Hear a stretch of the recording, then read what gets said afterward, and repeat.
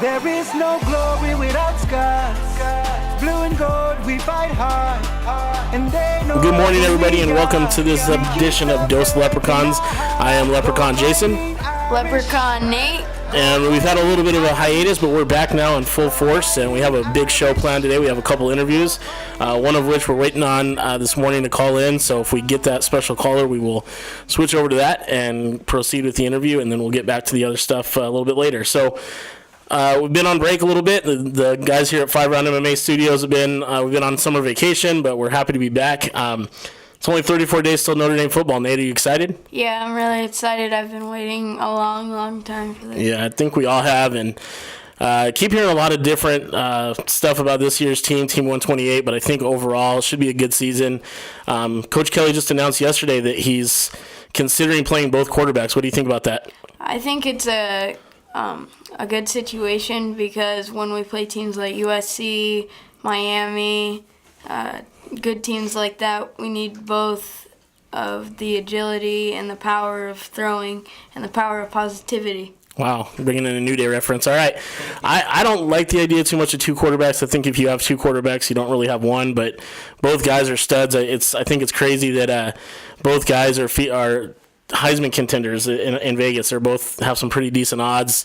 Both of them are in the consideration when you talk about who your Heisman candidates are, both Zaire and Kaiser. So it's a good problem to have. I still think Zaire is the way to go, but Kaiser's not a bad option either, and I think either one are going to dominate when they play. But it'll all start to take shape as camp. Notre Dame football fall camp breaks on August 5th at the Culver Military Academy this year again. So excited to see what the team looks like, see some of the incoming freshmen. I think that'll have an impact. Stud Still, Javon McKinley, some guys like that. See how they fit into the offense right away. So since we've been gone, Notre Dame's landed a few big recruits. So they're now in the top 5 in the 2017 class of incoming recruits. Hopefully all those guys stick. I think that there's some opportunities there to have some playmakers right off the bat. What do you think, Nate? Yeah, I think that makes the team a lot better. Yeah. Also, since we've been gone, Notre Dame unleashed their 2016 Shamrock Series uniforms. I personally really liked them. I know it was a little controversial. Some people thought they were terrible. Some people really liked them.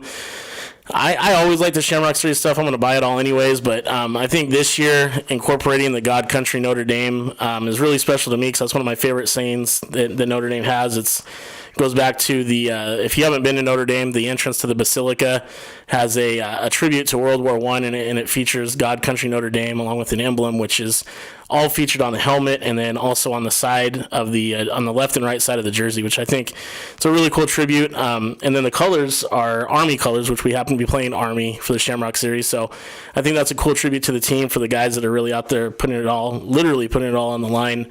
And then obviously an homage to Notre Dame's ROTC program as well, so the same colors that they wear. So, Nate, what do you think about the uniforms? I think it was a huge upgrade from 2012. Kind of the same colors, but more designs on it, so I like that a lot better.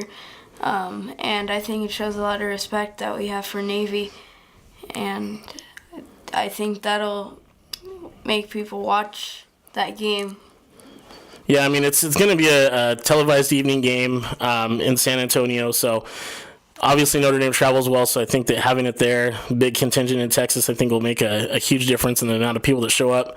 Overall, I think that it's a way to make money for the team, obviously, but at the same time pay tribute, like you said, to the armed forces, which Notre Dame typically does. So I think that's I think they knocked it out of the park again, and they're taking a break in 2017. They're not doing the Shamrock Series in 2017, but in 2018 they've said they'll be back, and I'm wondering if maybe they'll do the Shamrock Series versus Michigan since it's the renewed rivalry on September 1st, 2018. What do you think about that? Yeah, I mean, that was pretty awesome when I read the news.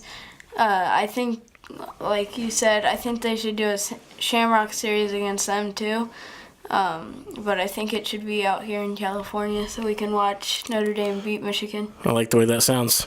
The Shamrock Series so far, Notre Dame's undefeated. They're 6-0, so hopefully they'll keep it going against Army. I mean, Army, people think, Army is a giveaway game, but I mean, they still run that triple option. They run it well. shouldn't be too much of a problem. But it's still Army, and there's the pride factor going in and wanting to show up on the main stage. So we'll see how that game goes. So again, we're still waiting on our first call in today, so we'll come back in our second segment in just a couple minutes. Now meet the legend that is us Notre Dame. We stand together and that's not gonna change. We're family. All right, and welcome back to our second segment. This is Dos Leprechauns. We are beyond excited this morning to have one member of the Three Amigos on this morning, 1988 national champion linebacker Wes Pritchett. Wes, how you doing this morning? I'm doing great, thanks. How are you? Oh, we're good, thank you. Thanks again for taking some time out this morning. So just kind of to start off, I've as a diehard Notre Dame fan back from the early mid to late '80s, the Three Amigos. You didn't have social media to find out what everything meant when it was thrown out. So, can you give us and the listeners a little background on where the Three Amigos came from? What did you guys create it? Did Holtz create it? Who came up with that? That's a great question. Well, it's obviously Frank Stamms, Michael Stonebreaker, and myself, and when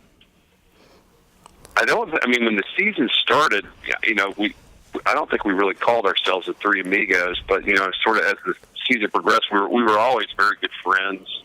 I think as the season progressed, and all three of us were having a lot of success on the playing field, we sort of played up to the media, and I think really, believe it or not. It sort of happened, I want to say, like at the USC game, and then at the Fiesta Bowl, we took pictures of the three of us, and Roger Baldessari started calling us the Three Amigos, and it sort of took off from there. So we got a lot of notoriety really in the last two games, and then it just sort of took off from there. It's really become a bigger thing after the season.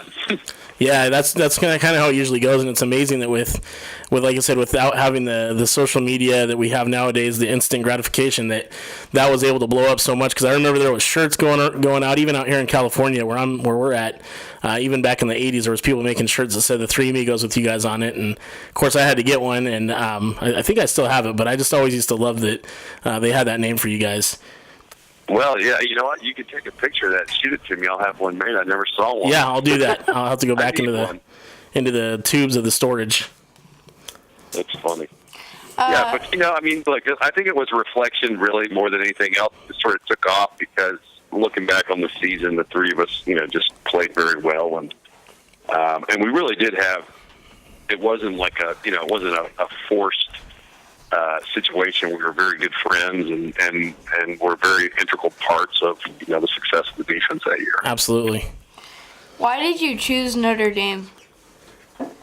Why did I choose Notre Dame? That's a great question. When I was being recruited, I'm from Atlanta, Georgia, and the University of Georgia, those were the Herschel Walker years. So I graduated from high school in 80. Herschel was at Georgia from 80 to 83, I think. I was getting recruited all over the country. It basically came down to Notre Dame, Georgia, and I remember my high school coach saying, you need to really think about what university would you want to go to if you got hurt the first day and football wasn't an option. So. And my father really has been a big fan of Notre Dame as well, and I had always sort of been a fan of Notre Dame as a kid, even though we're not Catholic. And it just really came down really to the combination of the football and academics. I think you got some good advice there. Yeah, I think so too. Actually, really, my dad said it to me as well. I think my dad really wanted to go to Notre Dame. He never really officially said it, but he just said, look, he goes, you sacrifice for 4 years, it's going to pay off for the rest of your life. And he's right. Yeah. He was right. So. The old mantra that it's not a 4-year decision, it's a 40-year decision at Notre Dame. So. Right, which it was. And that, it's hard to tell that to a kid that's 17, 18 years old, to make a mature decision like that, because you see this, you just see everything in very short time frames. Sure. But anyway, I made a great decision. It worked out. So. Absolutely. Glad I did. So you were a part of some of the really highs at Notre Dame and some of the not so great seasons. And what was it like? What were some of the key differences going from a 5-6? I think it was a 5-6 record in your freshman year in '85 to winning the national championship, going out as the best team in the country in '88. What were some of the differences? I mean, obviously a coaching change, but were there key differences in the personnel, the attitude? What were some of the things that you noticed that were different between those two seasons?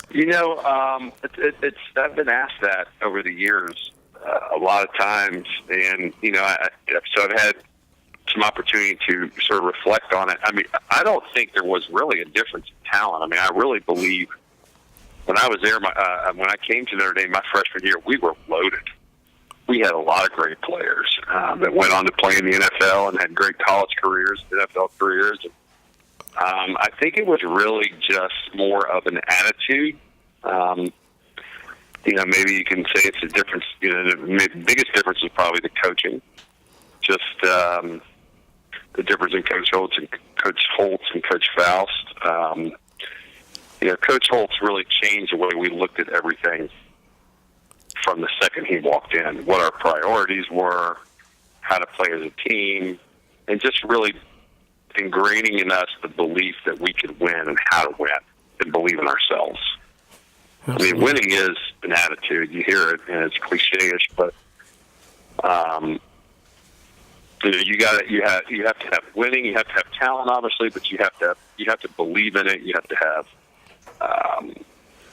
you have to have a team that plays together unselfishly. All the things you've heard, but it really is true. Good chemistry. There's a lot of factors that came together, and I think you got to get a little luck. And we sort of had all those things come together, but it was a big, it made winning that much more important, and it made me appreciate it that much more because of what I had gone through the first couple of years that I was at. Sure. I mean, we lost. I don't remember what year it was, but we lost 3 games in a row at home and got booed off the field. That was sort of probably the low point of my career. I can imagine. Yeah, that's that was, unfortunate. By the way, booed off the field in Notre Dame State. Yeah. No, that's unfortunate for sure, but you guys obviously turned it around and won it all in '88.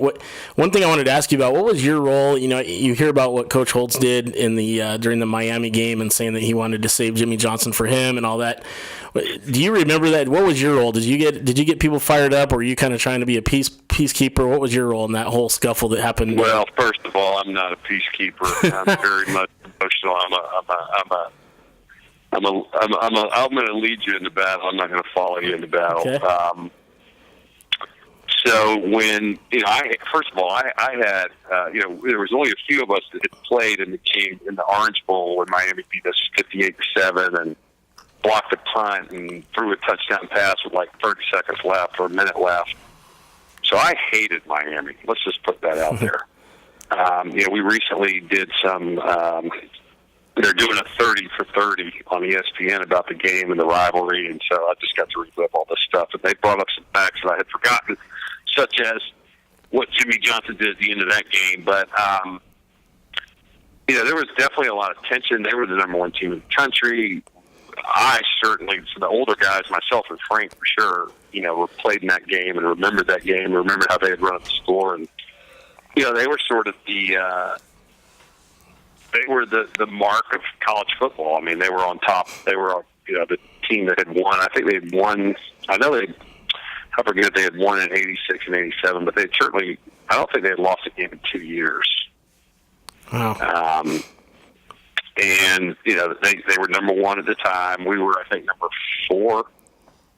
And so the tension's very high going into that week anyway. I don't know if I've ever felt the buzz at Notre Dame that week anyway. And then when before the game, before the kickoff, when we're warming up, the visiting team goes through the tunnel into the locker room first, and they go around and behind us and up the tunnel. Well, Miami just runs right through our drill, literally right through the middle of the drill.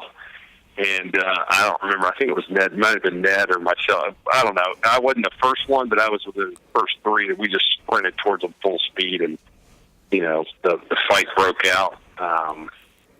It was a full-blown 100 guys on 100 guys swinging at each other. Yeah, and, If I remember correctly, I just remember I think NBC went to commercial break, or whoever was showing. I think it was NBC went to commercial break, and they came back, and all I see is just a bunch of guys just going at it. So I was like, what the heck happened? And obviously, you don't hear about this stuff until years later when they start to get some of the interviews and things. But I just remember coming back and seeing all kinds of Miami guys tangled up with Notre Dame guys, and I didn't know what the heck was going on. I mean, it was, I couldn't see behind me. It happened really fast. I was sort of in the front line, but I mean, we were trying to kill each other, and the cops broke it up, and obviously guys were fired up. We went flying up into the locker room, and I don't remember who said what exactly, and the helmets were being thrown, and chalkboards got broken, and I mean, it was wild, obviously. And Luke came running. Then he gave the great Braveheart speech, and gave the whole "leave Jimmy Johnson's ass for me." Oh yeah, charge out, and that was it. I don't know that I've ever been that fired up ever in my life in playing football. And something about that game, I'll tell you. I broke my hand in the first quarter. Knew it was broken. Couldn't feel it because my adrenaline level was so high. Had Jim Russ take my fingers and went back out into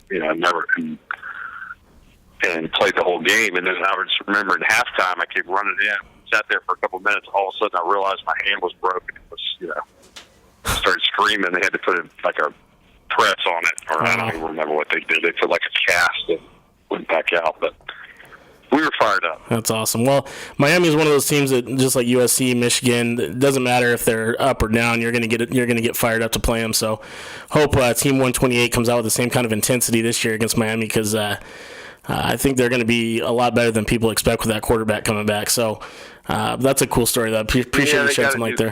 They got a new coach, and correct.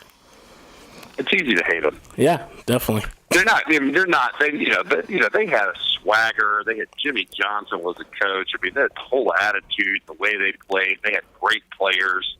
I mean, they were like I don't know what they were like, but they were. At that point in time in college football, they were the sort of, they were the Alabama of the 8. Sure. All right. Well, I appreciate you shedding some light on that. The last question we have for you is we kind of like to ask this of all of our guests is what are you up to now? What are you doing post Notre Dame career, post NFL career? I think you're in the banking industry, but if you can shed some light on kind of what you've been up to and where you're going now. Yeah. So after Notre Dame, I played a few years in the NFL, and my father had been a stockbroker, and he had always, I was very interested in the financial markets. And when I got done, I actually interviewed to be an institutional bond salesman in New York. We tried to get the training program on Wall Street, and I got Lou to write me letters of recommendation. I got Dick Rosenthal, had a Wall Street background. He made some introductions. I used some of my contacts in Atlanta and just hit the ground running, and ended up having a couple of job offers in New York, and ended up starting in a training program in New York in 1993. There was, I think, 33 or 35 people in my training program. All of them had MBAs from Ivy League schools except myself, and a guy that had gone to Princeton and had just finished fourth in the Olympics in the discus. So it was a pretty sharp group of folks, and that was it. I started my career. I worked there in 3 or 4 other Wall Street firms, managing or helping large corporations run their pension plans, money managers, hedge funds, insurance companies. Basically, help them manage and run their credit and interest rate risk. And I did that for a little over 20 years, and then 3 years ago I joined J.P. Morgan, and now I'm doing I work for a team, and we run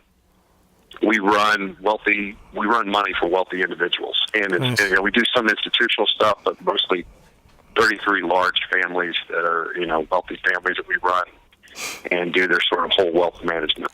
Nice. Well, it sounds like you've been busy, and I know that you stick around and go to a lot of the games and watch all the games, and you're still an active part of the Notre Dame community. So wanted to thank you once again for coming on this morning. That's all we have for you. I know you wanted to take up too much of your time, so we appreciate it, and hope to see you down the road. All right, sounds good. Thanks a lot. All right, thanks, Wes. Go Irish. Now meet the legend that is us Notre Dame. We stand together and that's not gonna change with family. All right, welcome back to our next segment. We are excited today to be joined by the Notre Dame Leprechaun himself from 2013, Johnny Ramano. Johnny, how you doing this morning? Good. Thank you guys for having me on. Yeah, thanks for coming on. We appreciate it. So we're just going to ask you a few questions. We'll keep it kind of quick. I know you got stuff going on. I guess my question to you is, what inspired you to try out for and to become the Notre Dame Leprechaun? Yeah, well, freshman year, played the tuba, and I always loved seeing David Zimmerman. He was the Leprechaun my freshman year, and he was just having the time of his life every game. I got to know him and the cheerleaders pretty well because they were always standing right in front of me. And during my time there, I mean, it's just exactly what I wanted to do. I loved the band and all, but being able to run around and have free reign was pretty cool. And to have everyone cheer and kind of get motivated by you was something I really wanted to do. So I started talking to Dave because we had a class together, Intro to Jazz. And we became friends and kind of asked him about the interview process. And next thing you know, I was trying out and joined the team. Nice. What was one of your most memorable moments? Most memorable moment is, probably had to be the Michigan game. Even though we lost, to be able to say that I ran out the team at the most attended college football game of all time, that's pretty cool. And, it was just a very awesome atmosphere. I love the tradition of Notre Dame versus Michigan. And, doing the night game at Michigan was just unbelievable. I'm so excited that we're getting that back on the calendar in 2 years. Heck yeah, 2018. I can't wait. How did the tradition? I have a specific question about one of the traditions. Obviously, the singing of the alma mater after the game is over, win or lose. How did the tradition come about where Stephon Tuitt would grab your leprechaun hat and wear that as you guys sang the alma mater together?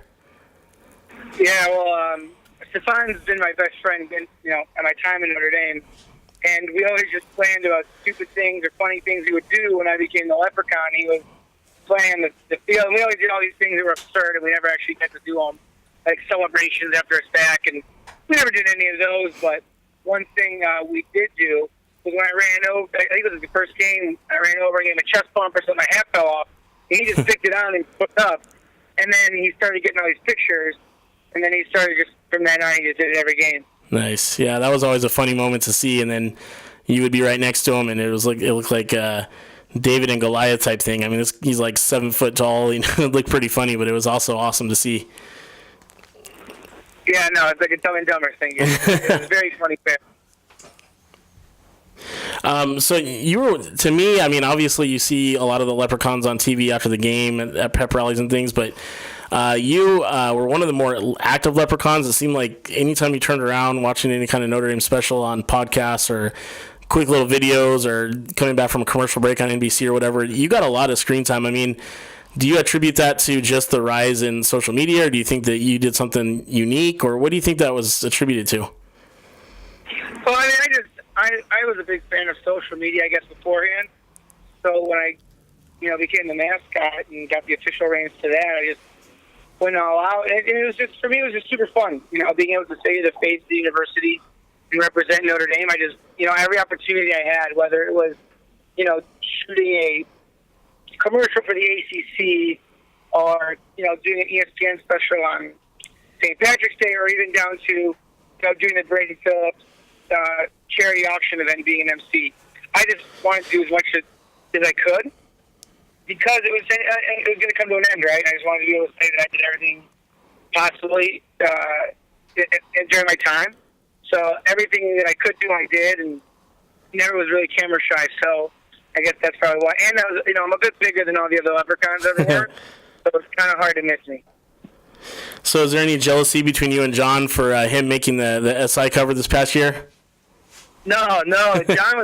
John got that's awesome. As soon as I heard that, I texted him. I was like, damn, man, if I'd only stayed one more year, I would have been a Sports Illustrated. But John's a good guy. Yeah. I got to be part of the process of picking him. And he was roommates with my cousin. And he's a good guy. I was actually talking to him not too long ago. Nice. Is there a community of Leprechauns like there is former players? Yeah, we actually are this year trying to set up a big Leprechaun reunion for the Notre Dame Miami game. If I'm not mistaken, I was 44th, so Jack would have been 45th. You got 48 of us, I would say total, 47 or 48 Leprechauns. So me and Mike Brown, who was a Leprechaun, I want to say 2000, 2001. Him and I are trying to start, to get more tight-knit community of Leprechauns, and we want to do a Leprechaun reunion this year. So that's our goal is for the Miami game, to get as many of us back into town as we can. So looking forward to that. And it's funny, I've met a few of them along the way, and everyone has such unique and different stories of what they've done afterwards. Yeah. So I'm very excited to meet everyone else. That's awesome. That's got to be a 30 for the 30 special, if you ask me. Yeah, I mean, you have very different walks of life. One of the mascots is now a priest, and he actually does all the mascots for us at the beginning of cheer camp. You have one that works in admissions for the MBA program at Notre Dame. Lawyers. One of them actually does the music for the basketball and hockey games on his spare time. He's a lawyer, so it's very funny how everyone's, you're supposed to have the same personality, but how everyone can portray that in different ways when they leave Notre Dame. Definitely. What are you up to now? I just moved. I was in North Carolina for 2 years, which was awesome because with Notre Dame being in the ACC for basketball, I got to see them play, 2 or 3 times a year, and then go to the ACC tournament. So I was actually there when we won the ACC 2 years ago. That was an awesome experience. Nice. But I just moved back to Chicago with a new company, working here, selling some data storage. So it's a lot of fun being back closer to the Notre Dame community, being able to get out to every home game and not have to worry about finding a flight. So just moving back home, love being with the family and with all my friends and everyone that really made Notre Dame such a special experience for me. Very cool.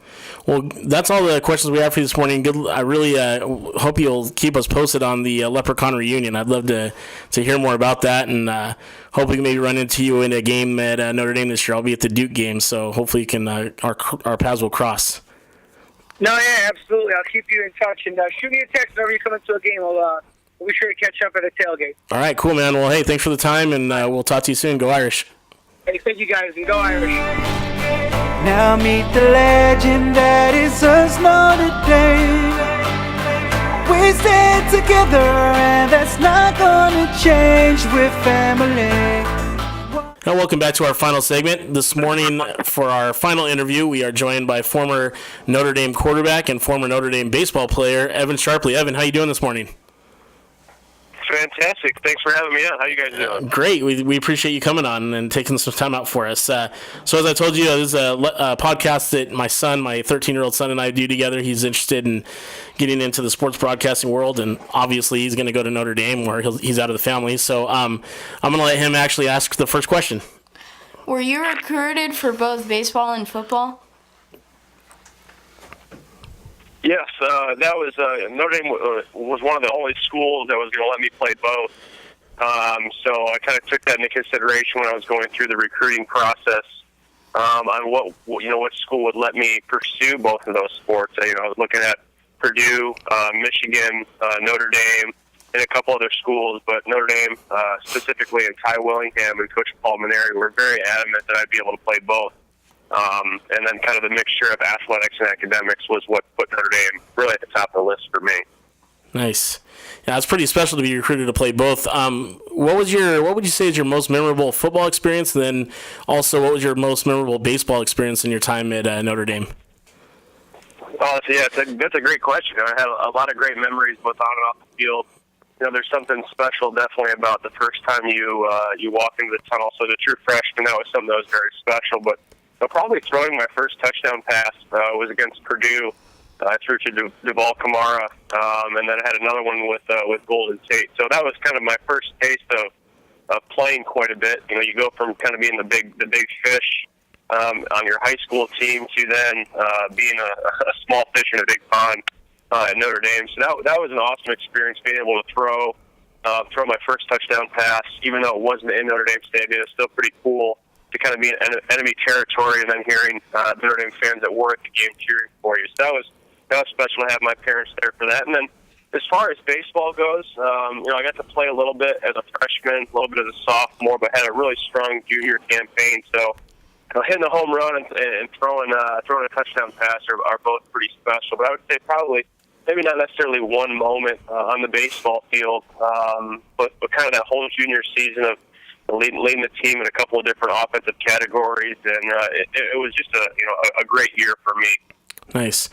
Now, you were drafted by Seattle, is that correct? Correct, yeah. I was drafted in the last round by the Seattle Mariners, which wasn't really sure if it was going to happen, and then they called my name, and I decided, hey, this is let's sign this contract and go play some baseball. So, hopefully you don't have a problem with me bringing this up, but I noticed, I don't know, it was a couple, maybe 4 years ago or so, I noticed a clip on YouTube, and it said something about Evan Sharpley getting involved in some sort of bench-clearing brawl. You want to shed any light on that? Sure, yes. I've never been in a fight in my life, either on the field or off the field until this moment. I was with the Seattle Mariners for a couple of seasons, was very blessed and fortunate enough to win a couple of championships. We won the Arizona League my rookie year in rookie ball, and then the following year in a short season A, we won the Northwest League. And unfortunately, was released the following year during spring training and picked up by an independent league team. And it was actually on my second day with the team, and kids' day of all things too. It was a really hot day. It was about 11 o'clock. We started the game, and inning one, I was playing for the Lake Erie Crushers at the time, just outside of Cleveland. And I had a run-in with the catcher when I was earlier in the season on a play at the plate. He held onto the ball. It was a good play by him. In this game, we put up 6 or 7 runs in the first inning, but there was a play at the plate again in this game too, same catcher. And I thought my only play was to go for the ball. And I tried to knock the ball out, hit him in the head a little bit, and he took offense to it. So he had a couple words for me. I came up in the second inning, and the pitcher, he threw 2 pitches inside. I was like, all right, point taken. And then the third one was a little further in. The fourth one was behind me. And so I kind of thought, hey, if you have 4 pitches, you might as well put it in my wrist or put it in my back. I'll take my base. That wasn't the case. So I looked at the catcher and said, you have 4 pitches. You might as well hit me on the first one. We kind of jawed back and forth a little bit, and he took offense to. I was very nice to him. I didn't say anything too mean. But he apparently took offense to that fact and had a couple of choice words for me. And I told him, hey, if you want to go for it, we can. So he came in with a big haymaker, and I put my football skills, I guess, to work. Nice little form tackle and then a pile drive. So I set the tone early on this new team that I was on, and I didn't throw any punches. I tackled him and then kind of spat on him, but unfortunately got a 3-game suspension. And if anybody knows too much about minor league baseball, it was a kind of a big hit in my paycheck for that month, which was pretty funny. But that was my one run-in with any type of brawl or fight with an organized sport. That's awesome. Well, it was pretty enjoyable to see, to be honest with you. It was pretty funny. So I know right now you have a training academy that you run, and then also what I really wanted to ask you about is you're doing a lot of analysis for some of the Notre Dame magazines and insider scoops and things like that. Which magazine are you with right now, or Twitter handle? Right now I work for Irish 24/7, right, okay. And it's irish247.com.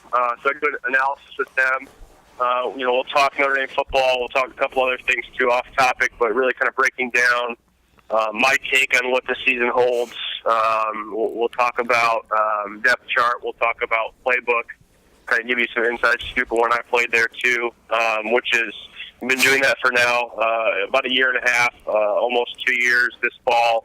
So it's been great to continue to stay plugged in with Notre Dame. And then the other thing I do, like you stated, I work in Elkhart, Indiana. My wife and I, we both work full time at a performance facility. So we work with middle school, high school, college athletes, and then we have your normal moms and dads that are just trying to look to get in shape too, and we call that Sharpley training. So it's been really cool over the past couple of years to kind of see both the gym, Sharpley training take off, and then as an analyst, as an analyst for Irish 24/7 Sports, that continue to grow. I never really thought that I would be in the media industry. I also have a game day radio show for WSBT, where we do a live radio show on site, on campus at Notre Dame, interviewing former players. So it's been really great. I get to do things that I love on both sides, and the football thing has been fantastic to continue to be plugged in and be part of the program. Very cool. I didn't know about the WSBT game day stuff. I'll have to check that out when I'm during the season this year. So speaking of your Irish 24/7 analysis, just in a real brief synopsis, what do you think of Team 128? Are you excited about the season? Do you think we're playoff contenders? Do you think it's going to be a long road to get to playoff contention? Looking at it right now, 5 days away from Culver Academy, where do you see this team at? If you had to guess right now, is this team in the college football playoffs this year? Well, as most people can attest, a lot of things have to go right for you to have a great season, to go undefeated or at least have one or two losses.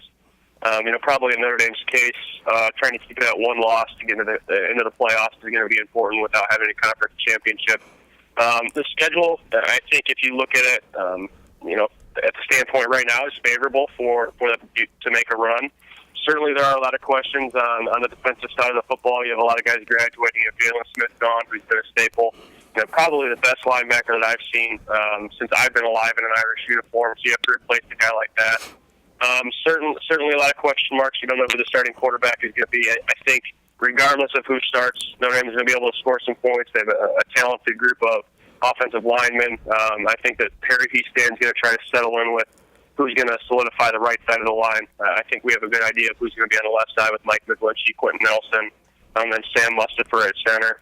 A talented group of wide receivers. Even though Will Fuller's gone, we might not have the same type of burner, same type of guy who's going to present some matchup difficulties like Will did the last couple of years. But I think from top to bottom, there's some great talent on there. For me, I think on defense, it's going to start from the defensive line. There's a great group of interior linemen. Daniel Cage, Jerron Jones is coming back.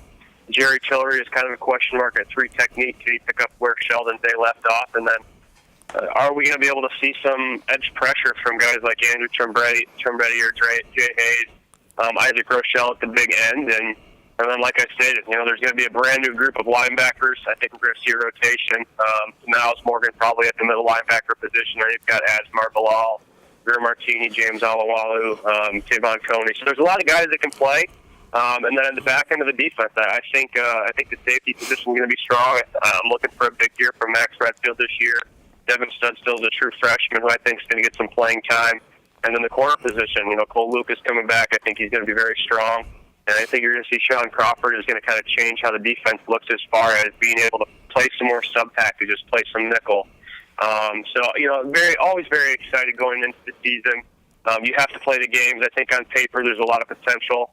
I think that they're going to be able to score some points. But obviously the big step forward, if they are going to make the playoffs at the end of the year, be in contention, is going to be some steps forward on the defensive side of the football. And it's going to start with stopping the run. I think they're going to be able to do that.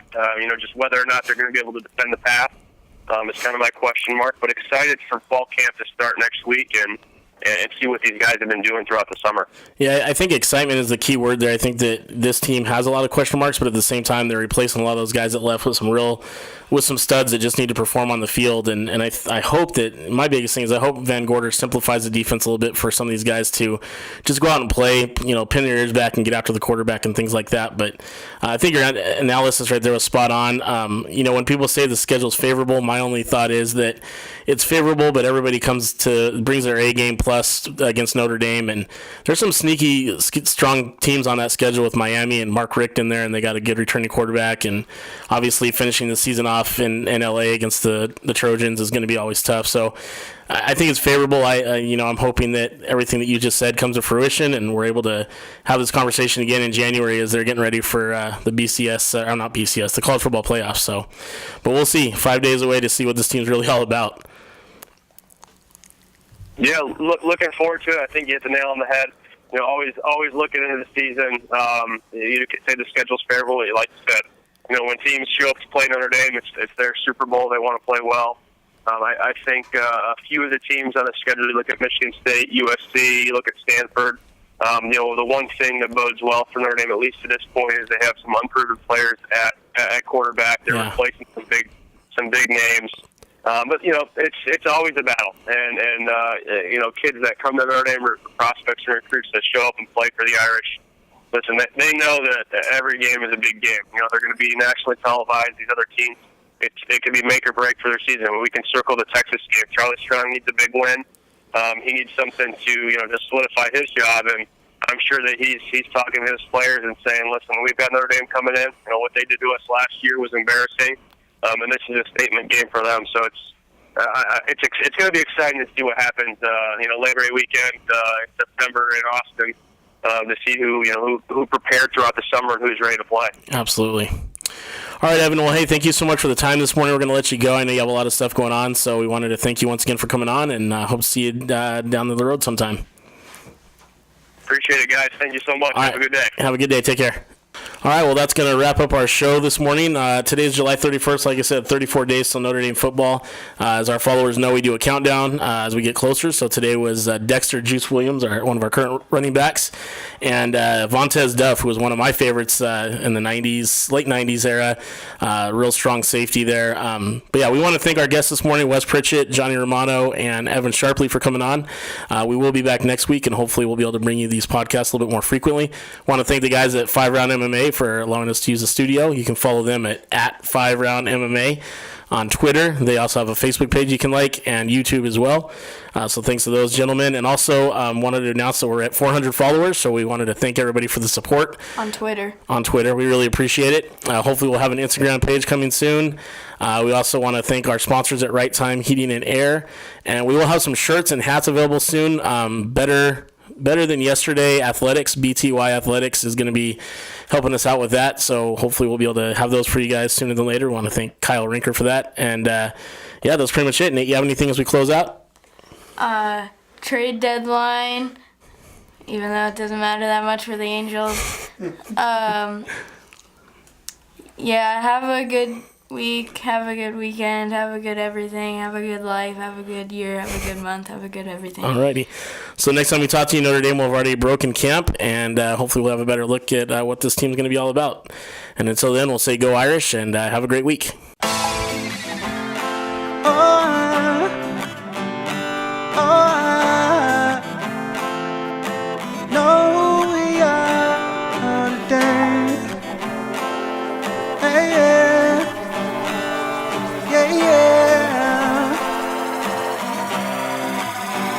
There is no glory without scars. Blue and gold, we fight hard, and they know who we are.